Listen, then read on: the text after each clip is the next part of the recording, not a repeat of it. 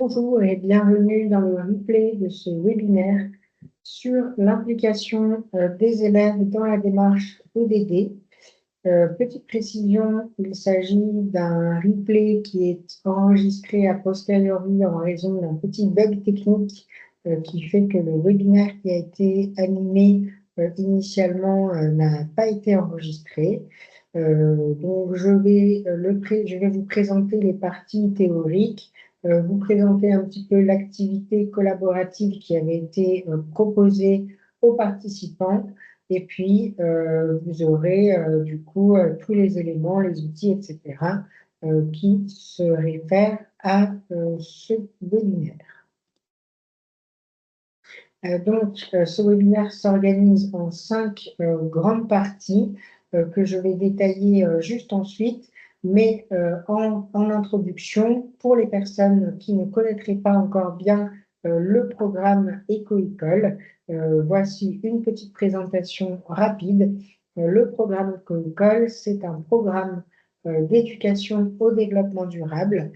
C'est l'adaptation d'un programme international qui s'appelle EcoSchools et qui a été créé par la Foundation for Environmental Education, qui est la plus grande organisation internationale d'éducation au développement durable dans le monde.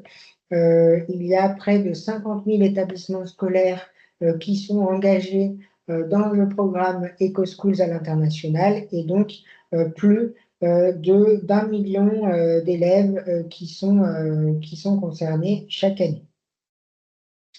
En France, c'est un programme qui est coordonné par l'association Terragir et nous accompagnons les établissements scolaires de la maternelle au lycée dans la mise en œuvre de leur démarche d'éducation au développement durable. C'est un programme qui va reposer sur 2 aspects principaux. Donc, d'une part, la participation active des élèves et du reste de la communauté éducative et d'autre part sur la mise en œuvre d'une méthodologie de projet. Les établissements scolaires vont être invités à explorer 8 thématiques de travail année après année, donc 8 thématiques qui vont de l'alimentation aux solidarités, en passant par la question des énergies, de l'eau, etc., etc. Et donc, l'école repose sur une méthodologie en 7 points.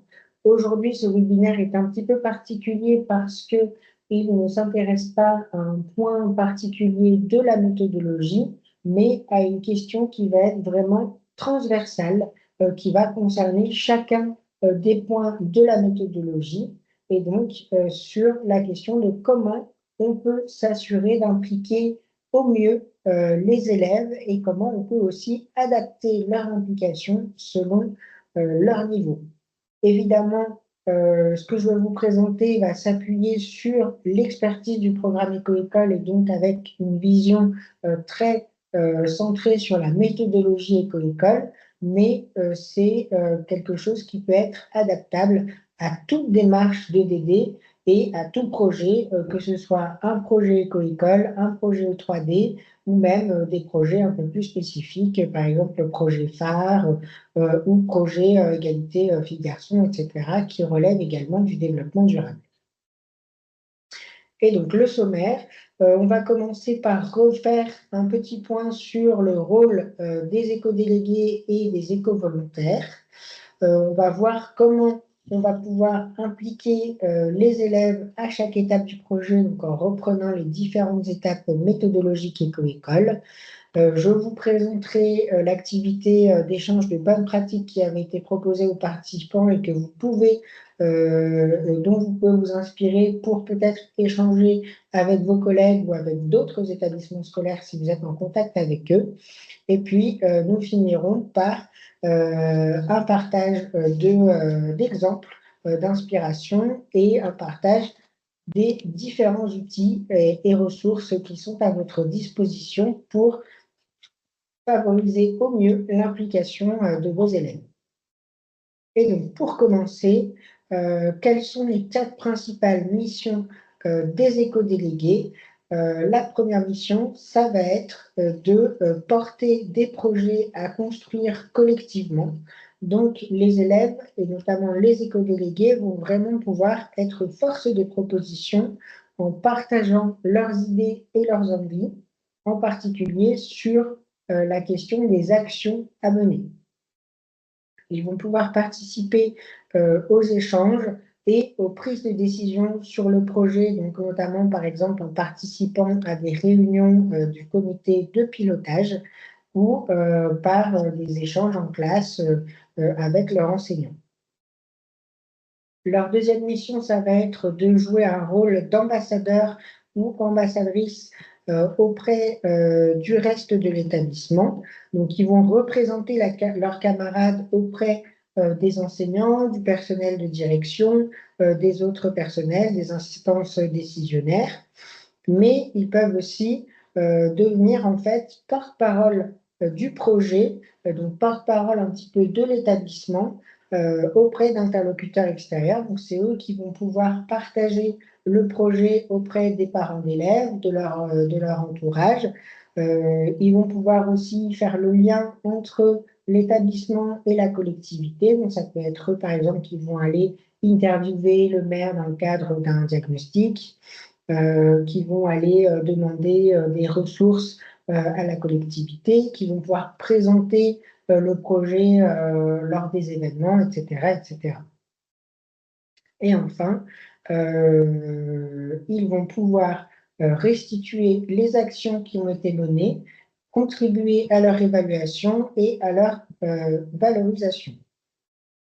Donc en fait, là, ça va être en partie ce rôle d'ambassadeur et d'ambassadrice dans la question de la communication autour du projet, mais ils vont également pouvoir contribuer à l'évaluation du projet, contribuer à remplir le bilan annuel du projet en fin d'année et à évaluer l'impact des actions qui auront été menées. Et pour finir, ils vont aussi avoir pour rôle de faire un petit peu le relais entre le projet et leurs camarades. Donc, ils vont pouvoir transmettre des informations et des connaissances à leurs camarades. Ils vont informer les autres élèves des différentes avancées du projet. Ils vont pouvoir les inviter à rejoindre la démarche pour participer aux actions, pour participer aux événements, etc. Donc, ça va être vraiment un rôle de mobilisation. Et puis, ils vont pouvoir également contribuer directement à sensibiliser leurs camarades aux enjeux du développement durable en partageant ce qu'ils ont appris grâce à ce projet. Et donc, nous vous invitons à vraiment présenter ces 4 missions à vos éco-délégués. Donc ça, c'est 4 missions qui ont été identifiées par le ministère de l'Éducation nationale. Et donc, on vous conseille vraiment de leur partager ces 4 missions au moment de leur formation en début d'année. Par exemple, chaque élève peut ensuite partager quelle mission il ou elle souhaite remplir, ou en tout cas sur laquelle il ou elle se sent le plus à l'aise, et celle au contraire où il ou elle aura besoin de plus d'aide. Par exemple, vous pourrez ensuite, avec eux, construire un mode d'organisation qui va être adapté à leurs besoins, adapté à leur niveau, adapté aussi aux besoins de votre établissement scolaire. Donc, par exemple, si vous êtes dans un établissement avec beaucoup de classes, beaucoup de délégués, d'éco-délégués, pardon, vous pouvez créer des commissions ou des groupes de travail dédiés. Donc, ils vont pouvoir se répartir un petit peu, soit par étape du projet, soit par thématique de travail. Vous pouvez proposer aussi des binômes d'entraide et vous pouvez, par exemple, envisager une formation entre pairs. Donc, les éco-délégués de l'année précédente vont pouvoir former les nouveaux éco-délégués fraîchement élus. Et donc, les éco-délégués, en pouvant partager un petit peu leurs forces, leur point d'attention, etc., en se sentant accompagnés dès le début, vont vraiment gagner en confiance pour jouer leur rôle tout au long de l'année et ça permet de minimiser le risque de décrochage, entre guillemets, avec des élèves qui finalement ne se sentent pas suffisamment à l'aise et vont se désintéresser un petit peu de leur mission. Évidemment, ces 4 missions peuvent aussi être confiées aux autres élèves qui sont impliqués dans le projet. C'est pour ça que nous, chez Éco-École, on parle plus globalement d'éco-volontaires et pas seulement des éco-délégués, puisque le projet Éco-École a pour vocation d'impliquer à terme l'ensemble de l'établissement scolaire et pas seulement un petit groupe restreint d'élèves. Il est important de préciser et de leur préciser également qu'ils n'ont pas pour rôle d'être une police environnementale ou de jouer les brigades vertes. Le fait d'adopter des comportements vertueux, donc par exemple adopter des éco-gestes, c'est une responsabilité qui doit être partagée par tous et toutes au sein de l'établissement, qu'il s'agisse d'élèves ou de personnel. Et donc, ça ne doit pas reposer seulement sur le comportement des éco-délégués et surtout, ce n'est pas à eux de vérifier que c'est bien ou non mis en œuvre par leurs camarades. Donc, par exemple, ce n'est pas aux éco-délégués ou aux éco-volontaires d'être les seuls à s'occuper du tri des déchets ou de collecter les poubelles, etc., et de surveiller comment leurs camarades se comportent.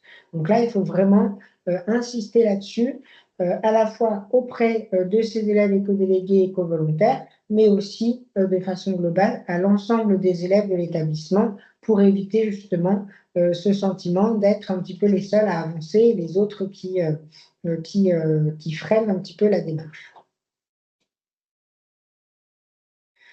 L'implication des élèves dans un projet d'éducation au développement durable va présenter beaucoup d'intérêts pédagogiques. Là, on vous en présente un condensé, les intérêts pédagogiques les plus importants, mais évidemment, ils sont vraiment très nombreux et multiples et on pourrait passer quasiment 1 heure à en discuter. Les éco-délégués et les éco-volontaires vont vraiment pouvoir s'impliquer de façon active dans le projet et à chaque étape du projet, et ça on verra juste ensuite. Ils vont pouvoir partager leurs idées, ils vont pouvoir donner leurs avis et prendre part aux décisions qui portent sur le projet. Ils vont pouvoir participer aux actions et aux temps forts du projet, participer à des débats, développer leurs connaissances et aider également à mobiliser à la fois leurs camarades, mais aussi leurs familles autour de cette démarche d'éducation au développement durable. On vous a mis également une liste très peu exhaustive, assez restreinte, mais qui identifie les compétences qu'ils vont pouvoir développer, les compétences prioritaires. Donc ça, ce sont les compétences qui sont identifiées directement dans le référentiel de compétences EDD du ministère de l'Éducation nationale.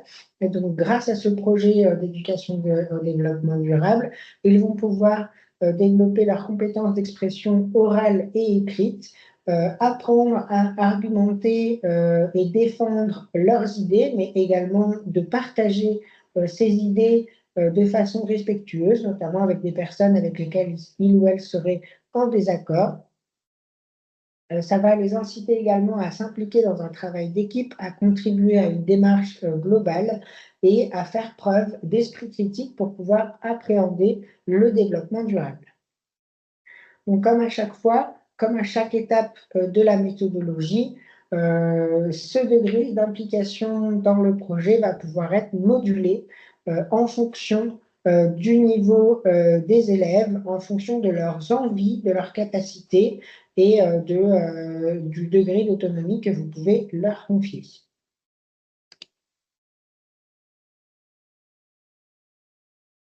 Et donc, les élèves vont pouvoir s'impliquer à chaque étape du projet. Donc, pour rappel, la méthodologie Éco-École comporte 7 points qui s'affichent à l'écran et donc on va passer en revue ensemble. Donc, la première étape, réunir l'éco-comité, donc le pilotage. Donc, pour rappel, le premier point, donc le comité de pilotage va se réunir de façon régulière pour suivre le projet et prendre les décisions de façon concertée. Donc, les élèves vont pouvoir participer activement aux réunions de pilotage en partageant leurs idées, en contribuant au débat et aux prises de décision au même titre que les adultes. Ils peuvent participer notamment aux différents rôles liés à l'animation des réunions. Ils peuvent avoir pour rôle de répartir la parole entre les participants, d'être maître du temps pour s'assurer que les différents horaires sont respectés et que on aura bien le temps d'aborder tous les différents points de l'ordre du jour. On peut leur confier également comme mission de prendre des notes sur les principaux points qui ont été échangés pendant la réunion et ils pourront jouer un rôle d'ambassadeur en restituant les décisions qui ont été prises pendant la réunion des co-comités à leurs camarades. Et inversement, en amont des réunions, ils peuvent faire remonter les idées de leurs camarades lors du comité de pilotage.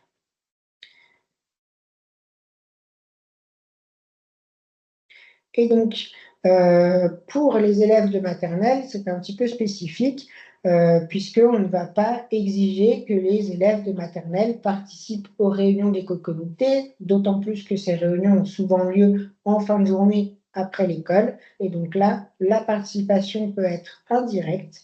Des discussions peuvent être menées en classe par les enseignants pour recueillir leurs idées et puis ensuite partager les différentes discussions, les différentes décisions qui ont été prises pendant la réunion.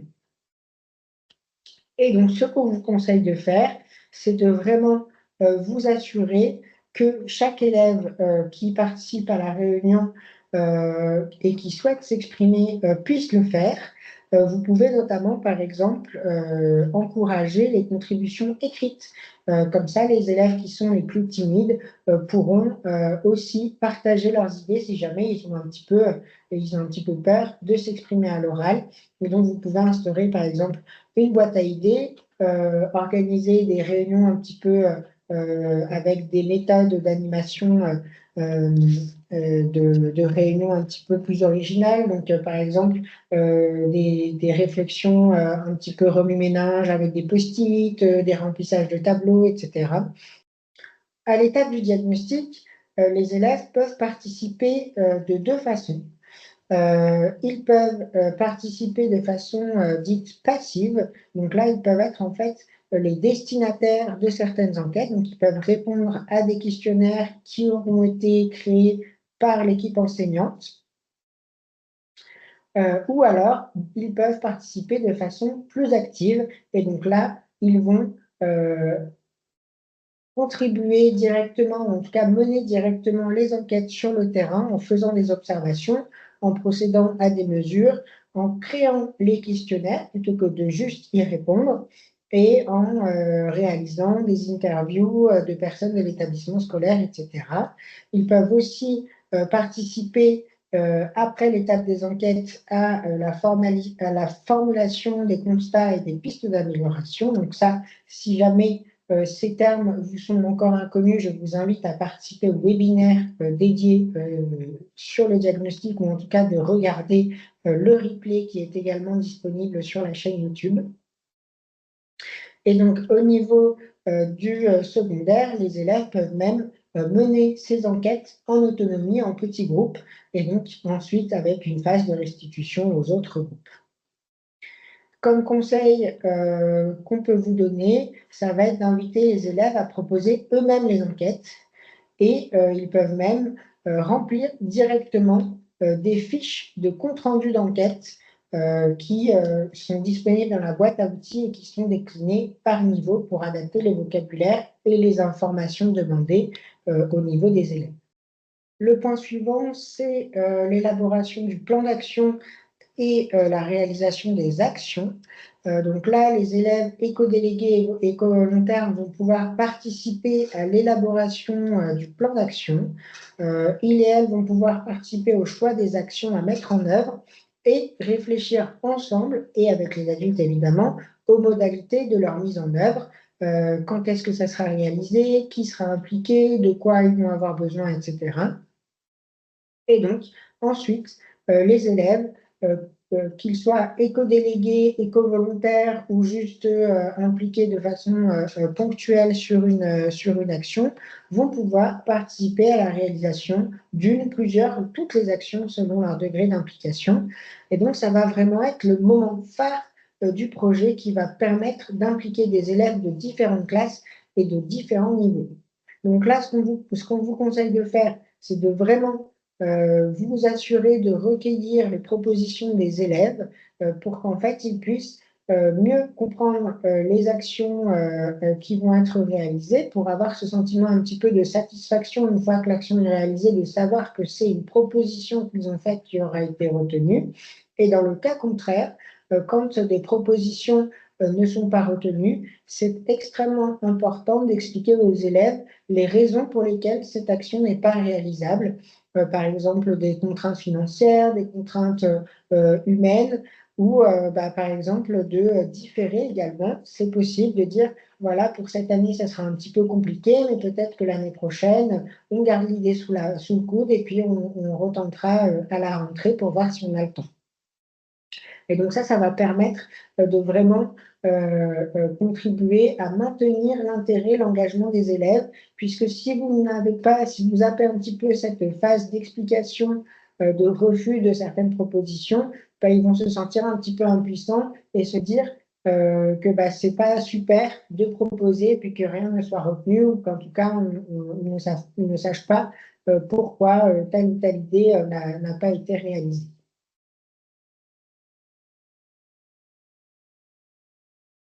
Ce qu'on vous conseille également, ça va être de diffuser un appel à volontaires pour participer aux actions, pour essayer d'impliquer un maximum d'élèves. Et donc, ça va être aussi l'opportunité de renforcer les liens entre les élèves de classes et de niveaux différents. Donc là, au niveau des actions, ne pas hésiter à mélanger les niveaux, à mélanger les classes, etc., pour essayer de vraiment avoir cet aspect fédérateur collectif pour donner cette sensation de vraiment contribuer tous ensemble à une démarche collective.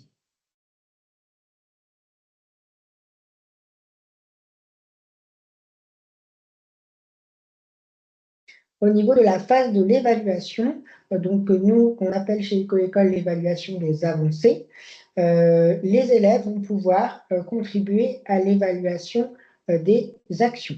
Ils vont pouvoir réaliser eux-mêmes les évaluations d'actions, donc en mesurant les différents indicateurs d'évaluation qui auront été retenus. Au niveau secondaire, on peut même imaginer de leur confier le choix de ces indicateurs à utiliser. Et en plus de cette évaluation d'action, les élèves éco-délégués et les éco-volontaires vont pouvoir être sollicités pour remplir le bilan annuel et éventuellement, le cas échéant, le bilan pluriannuel. Et donc, ils vont pouvoir vraiment contribuer à réfléchir à qu'est-ce qui a bien fonctionné cette année. Par exemple, est-ce que les réunions, les échanges se sont bien passés? Est-ce qu'on a pu réaliser toutes les actions qu'on voulait faire? Comment s'est passé le diagnostic? Est-ce que ça a renforcé les liens avec les autres élèves? Qu'est-ce que j'ai préféré comme phase du projet, etc. Donc là encore, il y a des outils qui sont existants qui permettent d'adapter ce qui est demandé aux élèves selon leur niveau, d'adapter les questions qui vont être posées. Et donc, ils vont pouvoir remplir directement des fiches bilan qui sont disponibles dans la boîte à outils. Et comme pour les autres points méthodologiques, c'est aussi l'occasion là d'impliquer des élèves de différentes classes et de différents niveaux.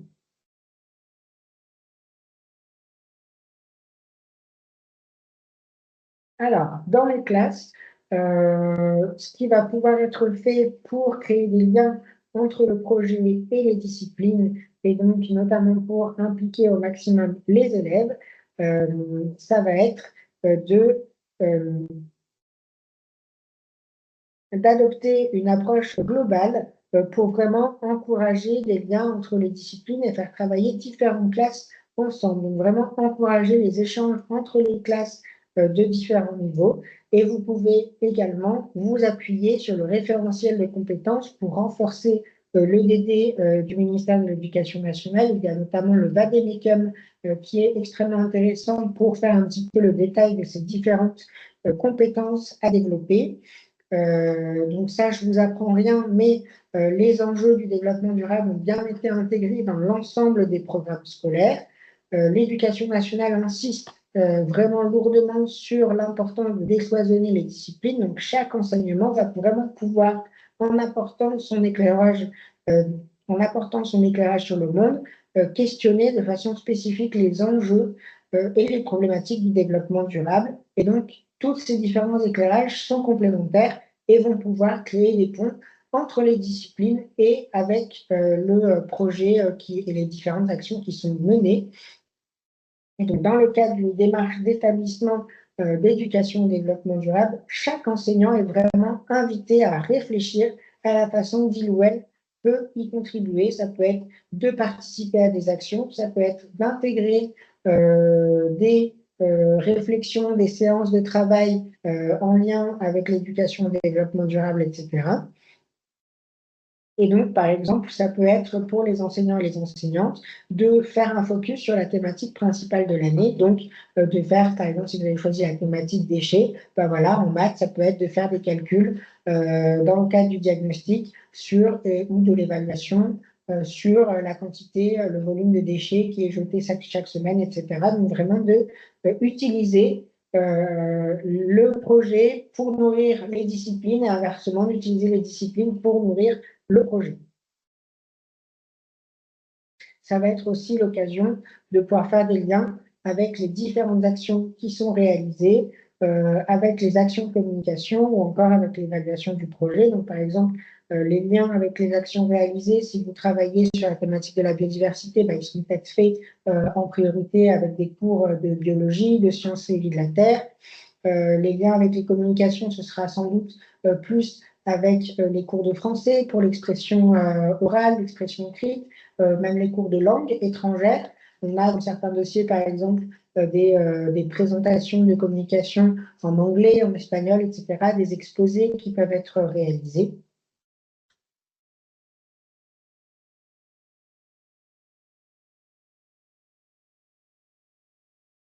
L'avant-dernier point, c'est le fait de fédérer et de communiquer. Donc ça, c'est le nom vraiment de la méthodologie éco-école, mais donc qui va revenir à mobiliser des personnes autour du projet et à valoriser ce projet à la fois à l'échelle de l'établissement, mais aussi vers l'extérieur. Et donc là, dans leur rôle d'ambassadeur de la démarche de développement durable, les éco-délégués et les éco-volontaires vont pouvoir représenter le projet éco-école auprès du reste de l'établissement et de leurs parents. Ils vont représenter, comme j'ai dit un peu plus tôt, l'établissement auprès des partenaires qui sont impliqués dans le projet. Par exemple, ils peuvent participer à la communication à la fois dans et à l'extérieur de l'établissement scolaire. Ils peuvent réaliser des affiches qui vont présenter le projet, soit des affiches dans l'établissement scolaire, par exemple, ça peut être dans le hall, soit des affiches à l'extérieur de l'établissement, par exemple sur la grille, pour présenter aux riverains, aux parents d'élèves lorsqu'ils arrivent, etc., les différentes actions qui sont menées. Ils vont pouvoir présenter le projet dans les différentes classes pour inciter les élèves à rejoindre la démarche, à participer à des actions. Ils vont pouvoir rédiger des courriers aux partenaires, inviter les collectivités à participer, par exemple, aux réunions d'éco-comités, rédiger des publications sur les réseaux sociaux, etc., etc. Et donc là, ce qu'on vous conseille, c'est d'essayer vraiment au maximum de faire appel aux compétences et aux intérêts des élèves. Donc, ça peut être, par exemple, par un grand appel à manifestation d'intérêt, voilà, qui a envie de développer ses compétences en photographie, en dessin, en création de contenu sur les réseaux sociaux, etc., etc. Et vous pouvez, par exemple, proposer aux élèves qui sont intéressés de créer une petite commission communication qui sera ou non encadrée par un enseignant selon le niveau des élèves.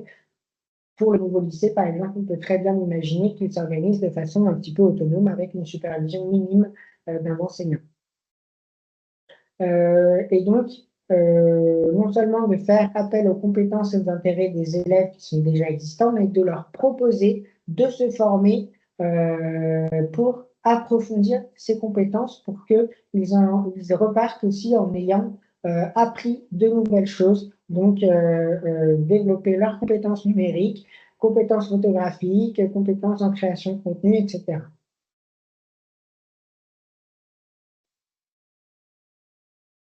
Et enfin, le dernier point de la méthodologie, donc ça va être de réaliser une création collective. Et donc la création collective va vraiment permettre de conserver un souvenir mémorable du projet, tout en permettant d'ancrer les apprentissages des élèves qui ont été réalisés tout au long de l'année. Donc là, les élèves vont pouvoir évidemment participer à la réalisation de la création collective. Ils peuvent aussi, comme pour beaucoup d'autres points, participer en amont au choix de cette création collective, dire ben voilà, on a plutôt envie, comme là sur la photo, de réaliser une sculpture pour le potager, ou alors on a plutôt envie de créer un spectacle, comme ça a pu être le cas dans certains dossiers de labellisation, etc. Il faut savoir que nous, on a une acception très large de ce qu'est une création collective. Il n'y a pas forcément de dimension artistique. Ça peut être le cas et c'est vivement encouragé parce que c'est aussi l'occasion de faire des liens avec, par exemple, les cours d'art plastique. Si vous voulez aussi faire d'une pierre deux coups, faire des liens avec certaines disciplines. Mais ça peut être quelque chose de beaucoup moins artistique. Ça peut être par exemple de construire un potager, donc qui n'a pas forcément une dimension artistique, mais qui aura été une création, une fabrication des élèves. Ça peut être de fabriquer des hôtels à insectes, etc. L'idée, l'essentiel, c'est que un maximum d'élèves puissent être impliqués, que ça renforce les liens entre les élèves de classes et de niveaux différents, et ça peut aussi faire l'objet d'un grand événement fédérateur qui vient clôturer un petit peu en apothéose le projet, donc par exemple peut-être dans le cadre d'une fête de labellisation ou d'une fête d'établissement. Et donc, l'activité qui avait été proposée, c'était un échange de bonnes pratiques à mettre en œuvre pour encourager les élèves à s'investir dans la démarche. Donc, ce qui était principalement ressorti, c'était l'importance de vraiment former les élèves en début de projet, de vraiment leur expliquer la raison pour laquelle ils sont impliqués dans une démarche d'éducation au développement durable. Ensuite, il y avait aussi des conseils un peu plus pratico-pratiques, par exemple, de permettre aux élèves éco-délégués qui auraient des réunions sur la pause méridienne de passer en priorité à la cantine. Voilà, donc il y a pas mal d'idées qui sont ressorties. Et là, je vous encourage, si vous en avez la possibilité, d'échanger avec des collègues d'autres établissements ou au moins avec des collègues de votre établissement scolaire et de voir comment vous pourriez aller encore plus loin pour impliquer davantage vos élèves. Et donc, nous, ce qu'on a identifié au niveau d'éco-école comme problèmes principaux, ça va être le manque de communication qui va en fait vraiment avoir pour effet que les élèves vont avoir un sentiment d'impuissance, ils vont pouvoir souffrir d'éco-anxiété aussi souvent, se désintéresser un petit peu de ces thématiques et donc ils vont avoir moins tendance à faire preuve d'initiative, à être un peu plus passifs et donc générer de la frustration chez les élèves.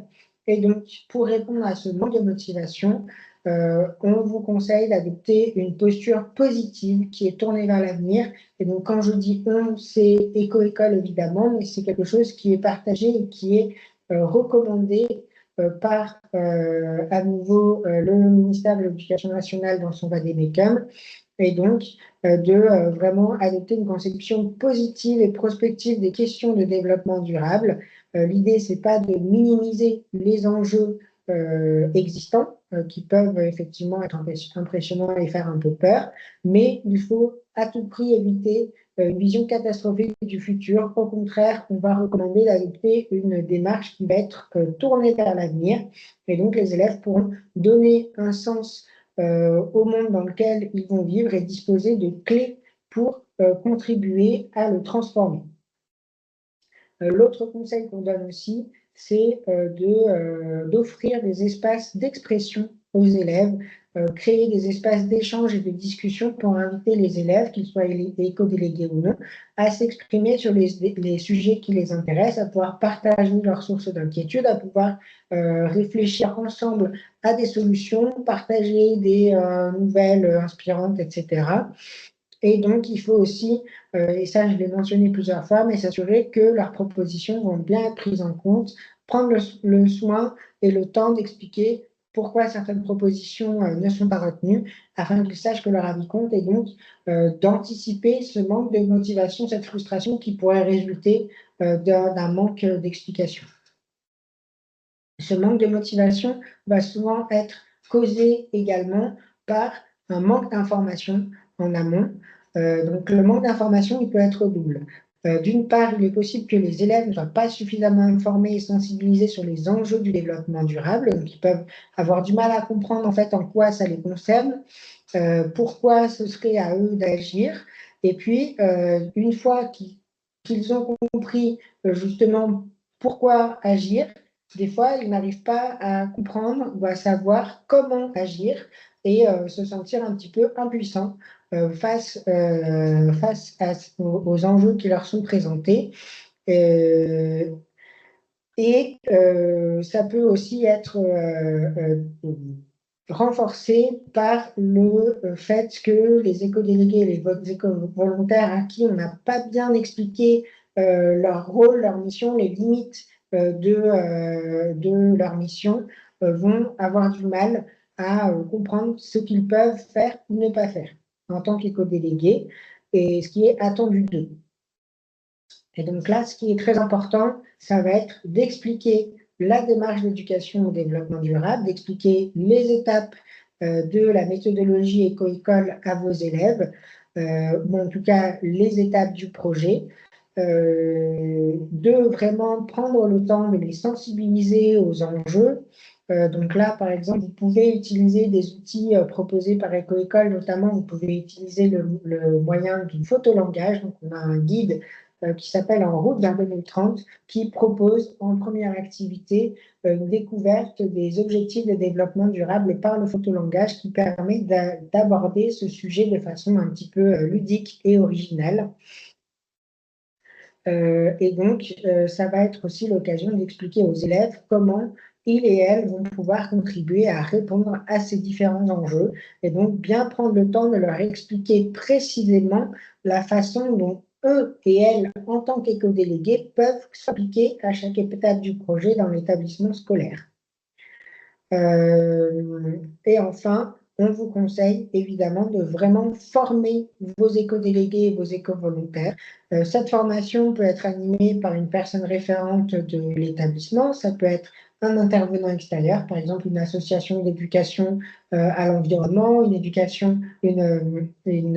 association d'éducation à la citoyenneté, par exemple, et ça peut même être une formation entre pairs avec les anciens éco-délégués qui vont former les nouveaux éco-délégués.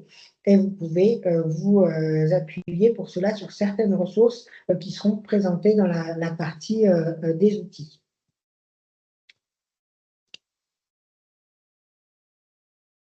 Le troisième frein principal qu'on identifie dans les différents échanges qu'on a pu avoir avec les référents et avec les élèves avec qui on a pu échanger, ça va être le manque de confiance. Donc, il y a certains élèves qui peuvent être timides, qui peuvent avoir peur de s'exprimer, qui peuvent se sentir pas assez légitimes pour donner leur avis. Et au contraire, d'autres peuvent avoir tendance à monopoliser un petit peu la parole, à prendre un petit peu toute la place. Il peut y avoir également, en plus de ce manque de confiance, un manque d'écoute des adultes envers les élèves, mais aussi entre élèves, notamment dans les phases d'échange, de réunion, de remue-ménage, etc. Et donc là, il est important dès le début d'instaurer un cadre clair de climat de confiance mutuelle, d'une posture d'écoute qui va être bienveillante à la fois vous en tant qu'adulte envers les élèves, mais aussi pour les élèves entre eux. Vous pouvez notamment, par exemple, vous appuyer sur les principes de communication non violente, de les former aussi aux principes de communication non verbale pour qu'ils adoptent de bonnes pratiques pour s'exprimer et échanger dans un climat de confiance mutuelle. Donc, par exemple, leur apprendre les signes pour prendre la parole, demander un temps mort, demander à ce que on passe à un autre sujet, de faire en sorte que les gens ne se coupent pas la parole, etc., que tout le monde puisse bien s'exprimer quand il ou elle le souhaite. Et sur la communication non violente, quelque chose qui est aussi assez important, c'est d'inciter les élèves à éviter l'utilisation du on ou des généralités, de vraiment les inciter à parler en ce qu'on appelle de parler en son jeu, donc de vraiment exprimer ce que je ressens et non pas dire on devrait faire ça, mais plutôt je pense que je pourrais m'impliquer de cette façon, etc., pour essayer ou pour essayer de vraiment désamorcer des choses qui peuvent être mal comprises entre élèves. De ne pas faire de généralité, de dire oui, les gens font, etc. Je pense qu'il faudrait, etc. Vraiment se recentrer sur des choses concrètes et proches d'eux. Et enfin, le dernier frein qu'on a mis en dernier, mais qui peut parfois être le principal frein observé, ça va être le manque d'organisation. Et par manque d'organisation, on entend souvent surtout le manque de temps. Donc effectivement, ça c'est un frein à la fois pour les élèves, mais aussi pour les personnes encadrantes. Ça peut être vraiment difficile de trouver des créneaux communs pour réunir des élèves de différentes classes, que ce soit pour une réunion d'éco-délégués, pour une réunion de pilotage, pour la réalisation d'une action en commun. Ça peut être difficile de trouver des personnes référentes pour préparer ces temps en amont et pour les animer le jour J.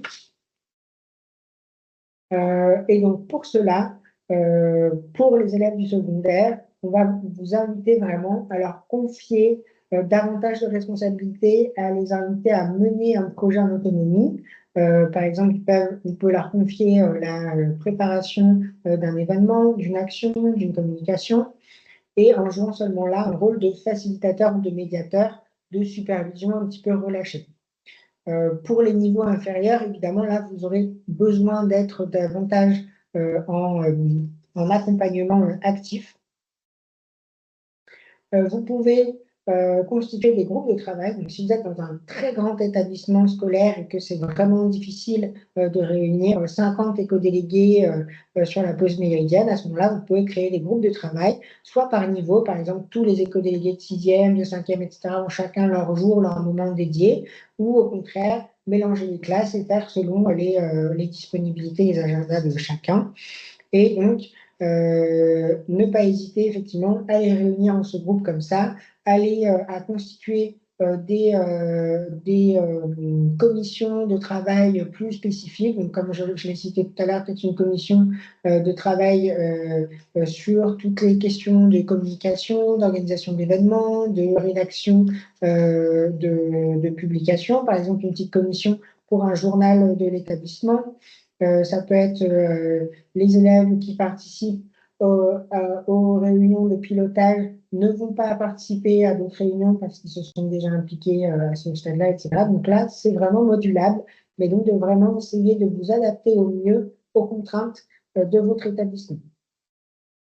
Et enfin, le plus gros conseil qu'on peut vous donner et qu'on donne vraiment systématiquement, c'est de vraiment préparer et communiquer au plus tôt un calendrier qui va être clair avec des échéances qui sont définies, qui évidemment, au fil de l'année, peuvent être amenées à évoluer, mais donc qui permet en fait à chacun et chacune de bloquer les dates dans son agenda, de savoir où on en est du projet, voilà, de ne pas être perdu d'une réunion sur l'autre, surtout si, par exemple, vous avez seulement 3 réunions dans l'année, 3 grosses réunions d'éco-comité, et qu'entre-temps, c'est un petit peu chacun fait sa limonade.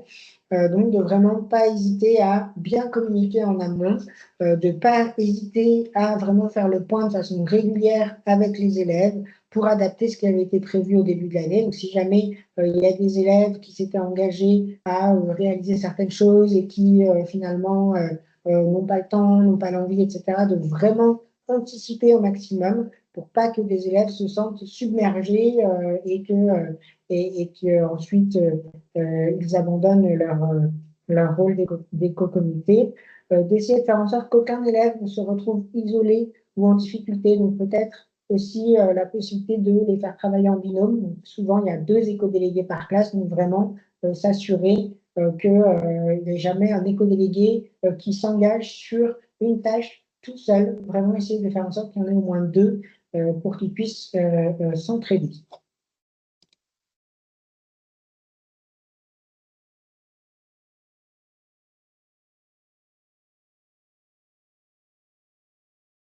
Et voici quelques exemples qui ont été trouvés dans les dossiers de labellisation précédents de bonnes pratiques qui peuvent être inspirantes pour impliquer les élèves. Donc, vous pouvez par exemple partager des exemples de projets inspirants en début d'année, notamment si c'est votre première année de démarche. Vous pouvez présenter les vidéos de la playlist YouTube Éco-École en action, par exemple.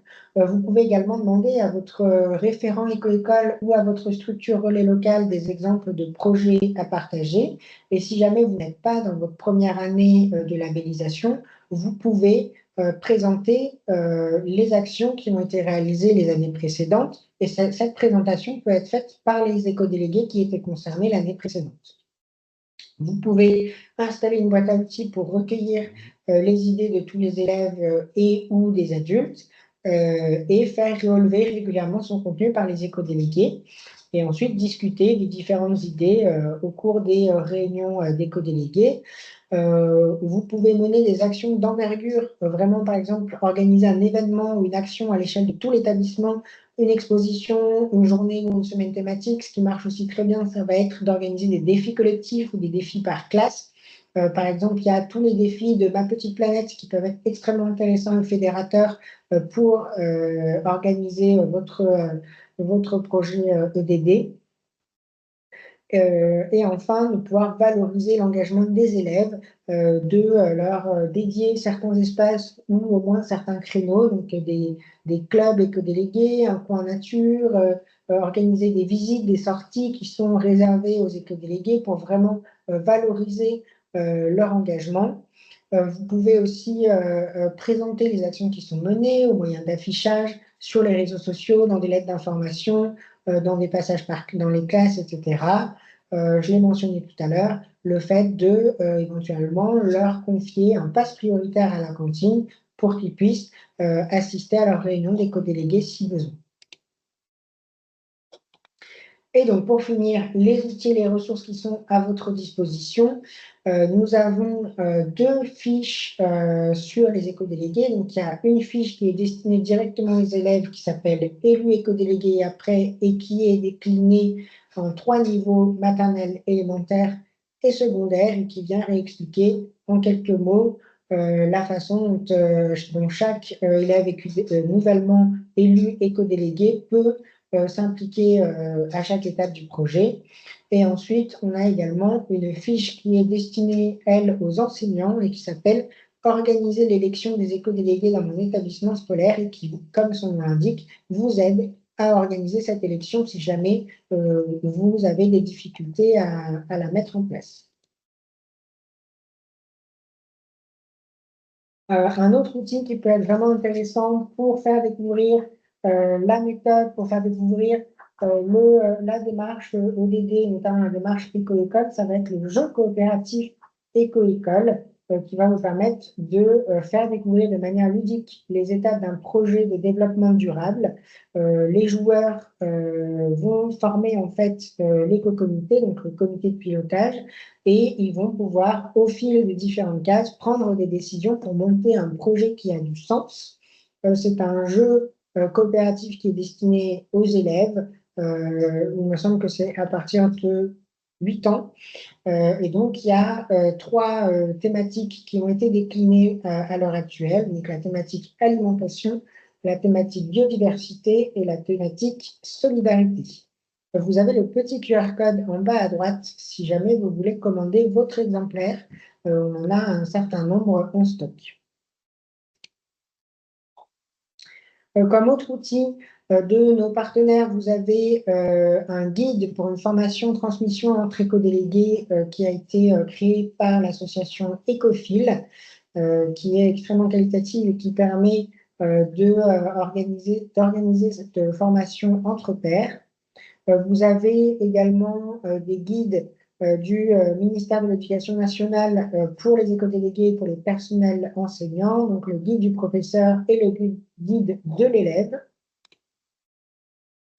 Vous avez également des guides de l'ADEME et de l'AFD, donc un guide de l'éco-délégué Agir pour la transition écologique et écologique et solidaire, pardon, niveau collège et niveau lycée. Et vous avez le guide pratique Agir pour un monde en commun de l'AFD.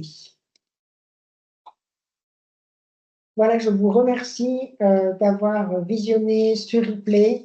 J'espère que vous avez obtenu un maximum de réponses aux questions que vous pouviez avoir sur la façon dont vous pouvez impliquer au mieux vos élèves dans votre projet éco-école ou votre projet d'EDD en général.